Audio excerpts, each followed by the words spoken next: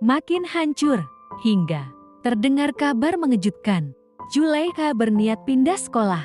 Sebuah keputusan diam-diam yang menyayat hati, terutama hati Ramlan. Ia sadar, ada hati yang pernah menyambutnya dengan tatapan tulus. Ada rasa yang pernah tumbuh indah, tanpa suara, tapi dalam. Bukan Siti, bukan Rani, tapi Zulaikha. Diam. Ramlan merasa bersalah. Ia memilih menghentikan semua hubungan yang tidak jelas arahnya. Ia memilih menata ulang segalanya. Karena ujian kelulusan sudah di depan mata. Namun takdir punya rencana lain. Hari ujian pun tiba. Dan tak disangka, Ramlan dan Zulaikha duduk di ruang yang sama. Hanya berjarak satu bangku. Tapi suasananya berbeda. Tak lagi hangat, tak lagi nyaman. Yang tersisa hanya jarak dan kenangan. Ramlan ingin menyapa, tapi Zulaikha hanya menunduk.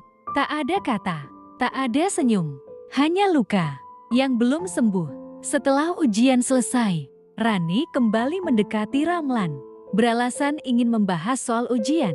Ramlan meladeni seadanya. Sementara di sudut lain, Zulaikha berdiri, menatap sejenak, lalu berjalan pergi, membawa hatinya yang kembali remuk. Beberapa minggu setelah ujian akhir, pihak sekolah akhirnya mengumumkan bahwa seluruh kelas 3 dinilai lulus.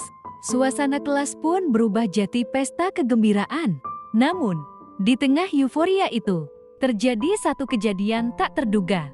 Saat Ramlan ingin menghampiri Zulaikha yang berdiri di luar kelas, Rani tiba-tiba memeluk Ramlan, tepat di hadapan Zulaikha. Zulaikha terpaku, raut wajahnya seketika berubah. Mata yang tadinya tenang, kini berkaca-kaca. Ramlan yang panik, segera melepaskan pelukan itu.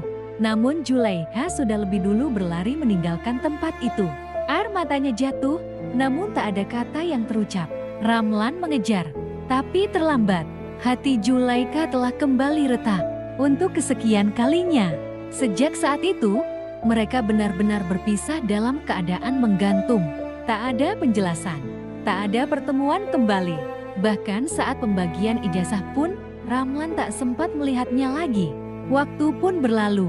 Ramlan kini mulai bekerja. Hingga suatu hari, teman-teman sekolah mengadakan reuni kecil-kecilan. Dengan rencana liburan ke kawasan pegunungan di Bogor. Semua datang membawa pasangan masing-masing. Ramlan sendirian. Ia bahkan sempat menolak ajakan itu karena merasa minder.